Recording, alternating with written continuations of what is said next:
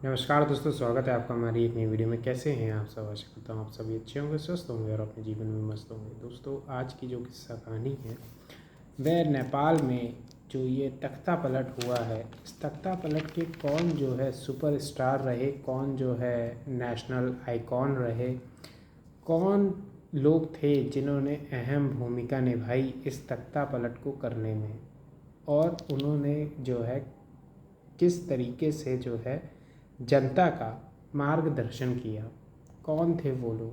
आपने जो है थंबनेल में इन दो लोगों की फ़ोटो ज़रूर देखी होगी। इनमें एक नाम है, अगर मैं आपको बताना चाहूँ तो पहला नाम है सुदन गुरुंग का और दूसरा नाम है बालेंद्र शाह का। कौन है गुरुंग और कौन है बालेंद्र शाह, ये किस्सा और कहानी आपको जो है इस वीडियो के माध्यम से पता चल जाएगा। लेकिन इस चीज़ को हम जानें उससे पहले थोड़ा सा हम नेपाल की हिस्ट्री को अगर हम जान लें तो ज़्यादा बेहतर रहेगा, क्योंकि वो चीज़ जो है आपको उस कहानी को समझने में अहम भूमिका निभा सकती है। तो अगर देखा जाए तो आज इस समय आप देख रहे हैं कि जो इतने चार्जेस लग रहे हैं, इतने आरोप लग रहे हैं, किसके ऊपर? नेपाली सरकार के ऊपर। वो एक डेमोक्रेटिक गवर्नमेंट है और उस डेमोक्रेटिक गवर्नमेंट के ऊपर क्या लग रहे हैं? ये आरोप प्रत्यारोप लग रहे हैं। लेकिन जब हम देखते हैं कि नेपाल के अंदर 2001 से पहले कौन सा शासन चल रहा है, वहाँ पर जो है हमें शासन देखने को मिल रहा है राजशाही का। 2001 के बाद जो है अगर देखा जाए तो 2001 में एक घटना घटती है और 2008 के बाद हमें क्या देखने को मिलता है? 2008 के बाद हमें डेमोक्रेसी वहाँ पर देखने को मिलती है। तो ये तकरीबन 240 साल तक राजशाही ने जो है शासन किया था नेपाल के ऊपर, और नेपाल एकमात्र देखा जाए तो हिंदू राष्ट्र है। तो नेपाल हिंदू राष्ट्र है और वहाँ पे जिन्होंने शासन किया वह शाह डायनेस्टी थी। अब 2001 में एक घटना घटती है, दिन और तारीख है 1 जून 2001। बात क्या होती है कि एक सीन घटता है, एक ऐसा सीन जो कि नेपाल के हर एक इंसान को बहुत ही कचोटता है। राजा बीरेंद्र जी की बहुत ही बेरहमी से हत्या कर दी गई, उन्हीं के प्रिंस दीपेंद्र जी के द्वारा। इस चीज़ के ऊपर जो है बहुत सारे क्वेश्चन मार्क लगे हुए हैं, लेकिन जो चीज़ें सामने आई उन चीज़ों को मैं आपको बताना चाहूँगा। तो असल में ये हुआ कि अचानक से खबर आती है 1 जून 2001 की घटना की कि प्रिंस दीपेंद्र ने लोगों को 8 से 9 लोगों को गोली मार दी, जिसमें जो है ऐश्वर्या जी भी थी जो कि वहाँ की रानी थी, राजा बीरेंद्र जी थे, और सबको गोली मारने के बाद उन्होंने खुद को गोली मार ली। क्यों गोली मारी, कैसे, क्या हुआ, उसका कोई भी किसी के पास आंसर नहीं था। उसके बाद सत्ता जो है किसके हाथ में आई? ज्ञानेंद्र जी के हाथ में जो है ये सत्ता आती है। ज्ञानेंद्र जी के हाथ में सत्ता आई 2001 के बाद। ज्ञानेंद्र ज़्यादा जो है लोकप्रिय राजा नहीं थे, लोग इनसे जो है खुश नहीं थे, क्योंकि ज्ञानेंद्र के ऊपर जो है पहले भी कुछ आरोप लग चुके थे। बीरेंद्र से सभी लोग खुश थे। तो 2001 के बाद 2008 तक ज्ञानेंद्र जी ने जो है सत्ता संभाली। ज्ञानेंद्र जी ने जब सत्ता संभाली उसके बाद लोग जो है खुश थे नहीं। फिर लोगों के मन में आने लगा कि इनको जो है सत्ता से हटाया जाए। तो लोगों ने उनको सत्ता से हटाया और जो है डेमोक्रेसी नेपाल के अंदर आती है। डेमोक्रेसी नेपाल में आती है सन 2008 में और आज 2025 चल रहा है। इस बात को तकरीबन 17 साल हो चुके हैं। इन 17 सालों में अगर देखा जाए तो नेपाल की जो सरकार है वह 13 बार बदल चुकी है। ये अहम चीज़ है। इसका मतलब डेमोक्रेसी सही तरीके से वहाँ पे रन नहीं कर पा रही है। इस बात पे हम लोग ध्यान देंगे। और इन 13 सरकारों में सिर्फ और सिर्फ जो नेपाली इंसान है वह पीछे होता चला गया है। बेरोज़गारी बढ़ती चली गई, भुखमरी बढ़ती चली गई, जो हेल्थ सेक्टर है वो भी बर्बाद होता चला गया, एजुकेशन का स्तर है वो भी बेकार होता चला गया। मतलब जो बेसिक चीज़ें हैं उन बेसिक चीज़ों की भी पूर्ति ये डेमोक्रेटिक गवर्नमेंट्स नहीं कर पाई। साथ ही साथ एक घटना और घटती है कि जो करप्शन है उसका स्तर बढ़ता चला गया। लगातार जो है करप्शन, इतना ज़्यादा करप्शन हुआ कि आज नेपाल के ऊपर अगर देखा जाए तो तकरीबन 27 लाख करोड़ रुपए का कर्जा है और नेपाल की जो जनसंख्या है वो मात्र 3 करोड़ है। तो समझ लीजिए अगर उसको डिवाइड किया जाए हर इंसान के ऊपर तो अब कोई भी बच्चा जो आज के समय में आज नेपाल के अंदर पैदा हुआ है उसे नेपाल की नागरिकता मिलेगी, वो 90,000 रुपये का कर्जदार हो चुका है बिना जो है एक अन्य अपने अंदर डाले हुए। उसने पहली सांस ली और वो 90,000 रुपये का कर्जदार हो चुका है। तो नेपाल में इस तरीके की जो घटना है वह घट चुकी है। अब क्या है, हमारे जो पड़ोसी देश हैं वहाँ पे भी इसी तरीके की कुछ घटनाएं घटी हैं। जैसे कि श्रीलंका में मैंने आपको कल की कहानी में बताया था कि श्रीलंका में लगातार क्या होती गई, महंगाई बढ़ती चली गई और उस महंगाई की वजह से जो है वहाँ की के जो जेंजी थे उन्होंने कहा कि अब हम तुमको जो है सही करते हैं। तो वहाँ पे जो है 29 लाख करोड़ रुपए का जो है कर्जा है और हर इंसान के ऊपर 13 लाख रुपए का कर्जा है।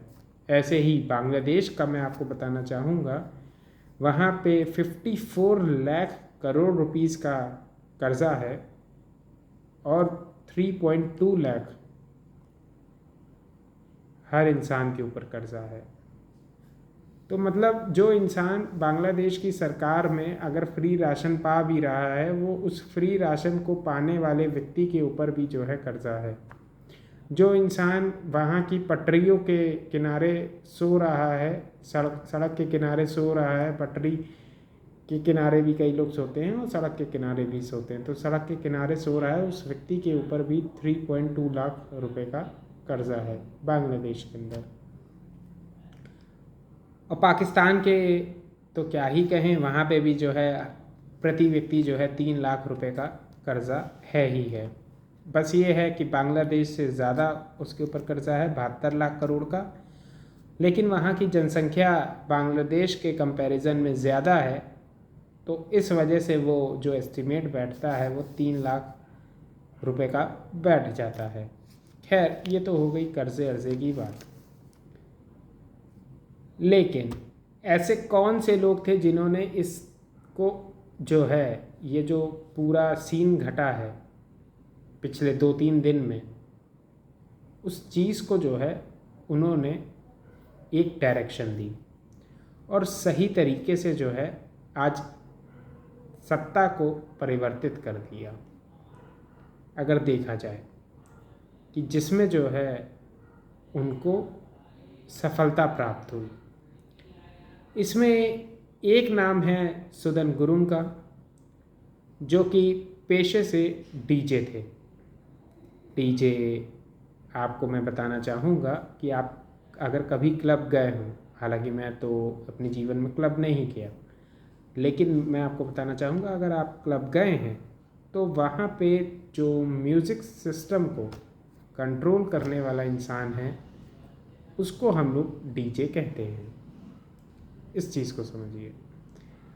तो उनकी ज़िंदगी अच्छी थी, अपनी ज़िंदगी वह अच्छे से जी रहे थे और अपनी धुनों के ऊपर जो है पूरे क्लब को नचा रहे थे और अपने जीवन में वह खुश थे। लेकिन 2015 का वह समय जब मैं जो हूँ क्लास 9th में था, तो 9वीं कक्षा में मैं पढ़ रहा था और मुझे याद है कि क्लास में टीचर आती हैं और वो कहती हैं कि क्या भूकंप आ रहा है, क्या तुम लोगों को सीटें हिलती हुई दिखाई दे रही हैं।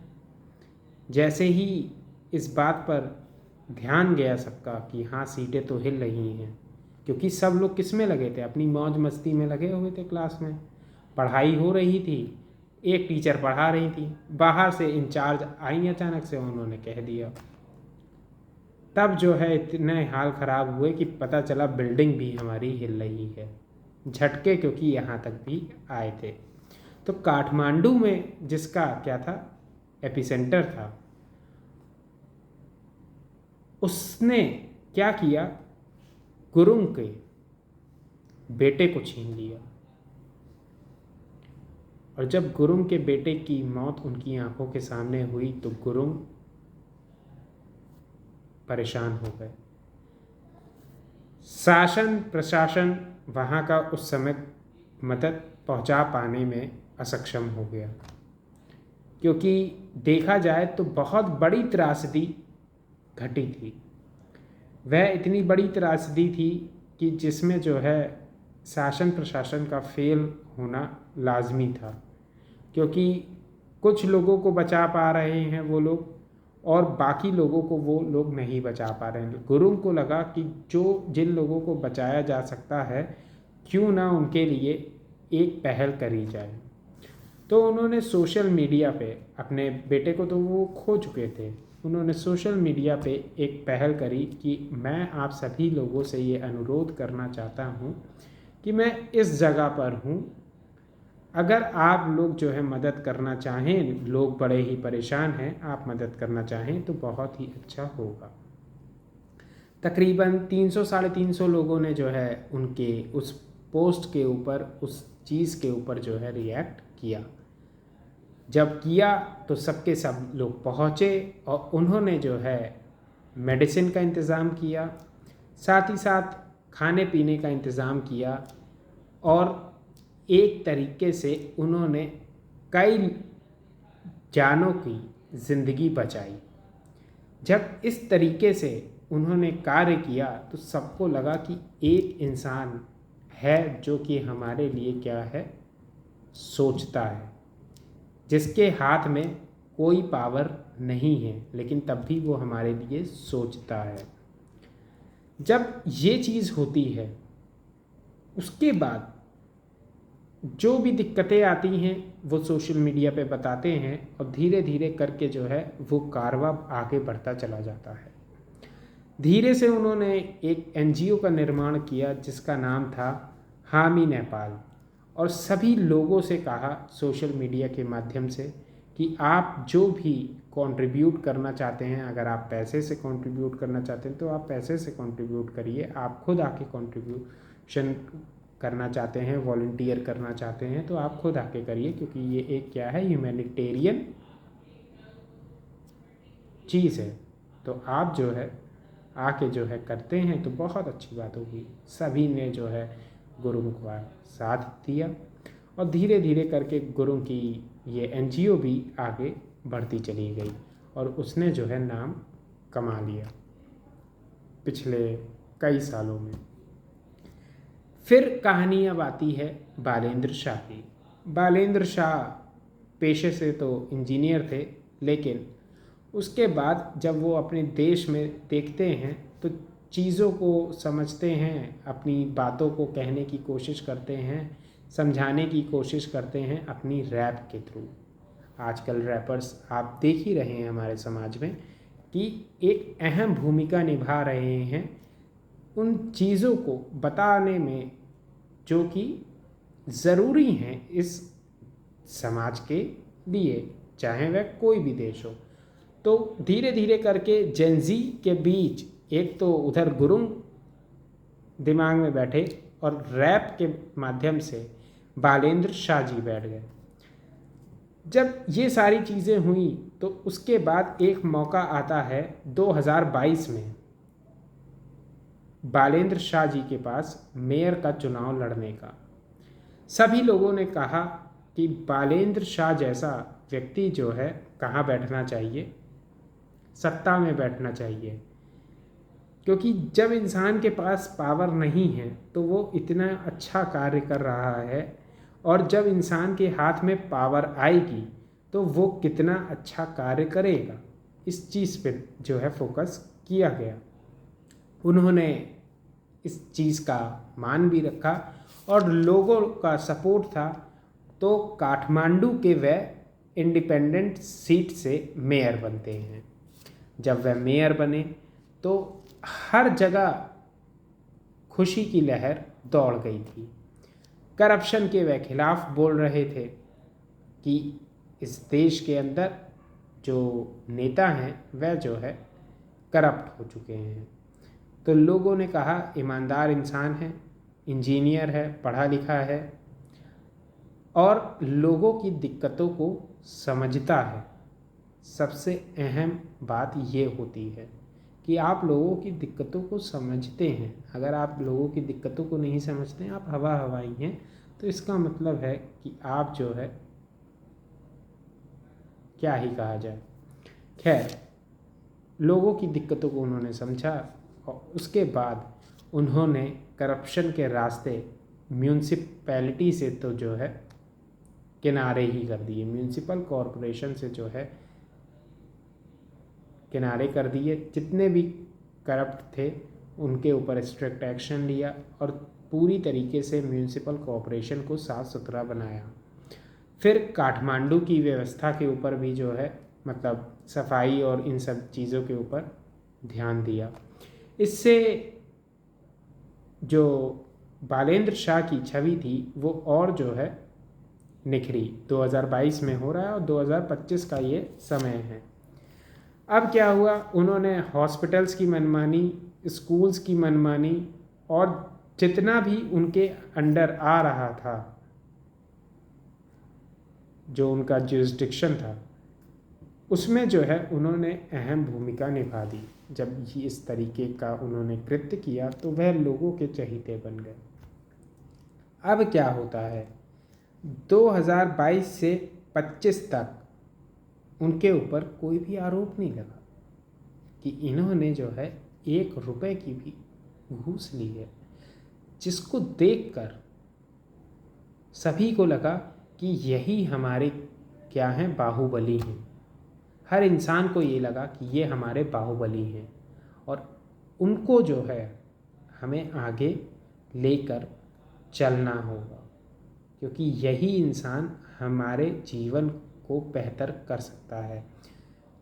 अब सभी लोग जो है बालेंद्र शाह जी की बात सुनने लग गए और जैसे ही ये पूरा का पूरा जो है क्या होता है, नेपो बेबीज़ को लेकर सारी चीज़ें घटनाएं घटती हैं और ये जितना करप्शन को लेकर मैटर उठता है, इसमें जो है बालेंद्र शाह जी ने जेनजीज से कहा कि मैं तुम्हारे साथ हूँ। साथ ही गुरुंग ने कहा था कि आप क्या करिएगा कि स्कूल ड्रेस में आइएगा, स्कूल बैग लाइएगा, किताबें भी लाइएगा, वहाँ पे बैठ के पढ़िएगा भी और इस प्रोटेस्ट को इस तरीके से दिखाइएगा जैसे कि ये क्या है, एक नॉर्मल प्रोटेस्ट है। तो एक तरफ बालेंद्र शाह सरकार के ही होकर जो है जनता के साथ खड़े हुए थे, दूसरी तरफ गुरुंग जो कि अपनी जो एनजीओ है उसके माध्यम से जनता के साथ खड़े थे।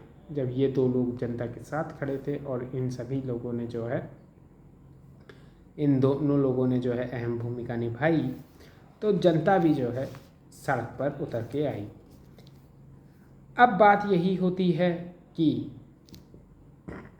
इन लोगों ने किया, इन लोगों ने डायरेक्शन दिया और ये चीज़ क्या हो गई, सफल हो गई। अब जनता की मांग ये है कि सबसे पहले क्या काम करो, ये सेना से बात हो रही है अभी, क्योंकि सेना ने जो है नेपाल के ऊपर अब कंट्रोल स्थापित कर लिया, जिससे कि वहाँ के हालात अब थोड़े बहुत सुधरे हैं कि करप्शन पे कंट्रोल हमें चाहिए और ये जितना भी इन्होंने पैसा लूटा खसोटा है, इन सभी चीज़ों को जो है क्या करो, रिकवर करो, ठीक है। और अब एक काम करो, अब हमें कोई भी ऐसा नेता नहीं चाहिए जो कि जो है जुमलेबाजी करता हो, हमें जुमलेबाज नेता नहीं चाहिए। हमें कौन सा नेता चाहिए, हमें वह नेता चाहिए जो कि सही में हमारी दिक्कतों को समझता हो और हमारी दिक्कतों को का जो है निवारण करने में सक्षम हो। ये जुमलेबाजी करके जो है कोई फ़ायदा नहीं है और ये जुमलेबाज किस्म के नेता हमें नहीं चाहिए। तो पूछा गया कौन जो है आपको किनको सत्ता में बैठाना चाहते हैं, तो उन्होंने कहा कि हम जो है बालेंद्र शाह जी को जो है सत्ता में बैठाना चाहते हैं एक एक्टिंग प्राइम मिनिस्टर के तौर पर। वह हमारे देश की सत्ता को संभाले, क्योंकि उनके ऊपर अभी तक एक भी करप्शन का चार्ज नहीं लगा है और उसके बाद उन्होंने जो है करप्शन को लेकर रोकने पर जो है ध्यान दिया है। उन्होंने जुमलेबाजी नहीं करी है और वो हमारे बीच के ही हैं, तो इसलिए हम उनको चाहते हैं कि वो जो है क्या काम करें, हमारे देश की सत्ता को सही ढंग से संभालें। ये बात हो रही है जेंसी और आर्मी के बीच में, देखा जाए तो ये सारी चीज़ें हैं। उधर क्या है, ज्ञानेंद्र लगे हुए हैं कि इस समय जो है एक पॉलिटिकल वैक्यूम बना हुआ है, उस वैक्यूम को जो है भरने के चक्कर में कि डेमोक्रेसी ने क्या काम किया, वहाँ की सत्ता को सही तरीके से नहीं चलने दिया। और देखा जाए तो राजशाही के पक्ष में एक बहुत बड़ा तबका है नेपाल का, जो कि आज भी है। वो डेमोक्रेटिक गवर्नमेंट नहीं चाहता है, वो ये चाहता है कि राजशाही जो है वापस लौट आए।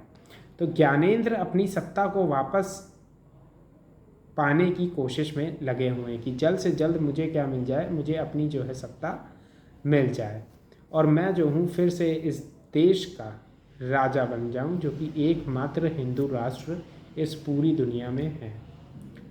अब क्या ज्ञानेंद्र के हाथ में सत्ता आती है कि जो है बलेंद्र शाह जी के हाथ में सत्ता आती है, ये देखना बड़ा ही दिलचस्प होगा। खैर, जेंजी ने जो प्रोटेस्ट किया, उस प्रोटेस्ट में जो अभी तक दिखाई दे रहा है उसमें वह सफल हो चुके हैं। मिलेंगे दोस्तों एक और नई किस्सा और कहानी में। आज की किस्सा और कहानी यहीं था। तब तक के लिए नमस्कार।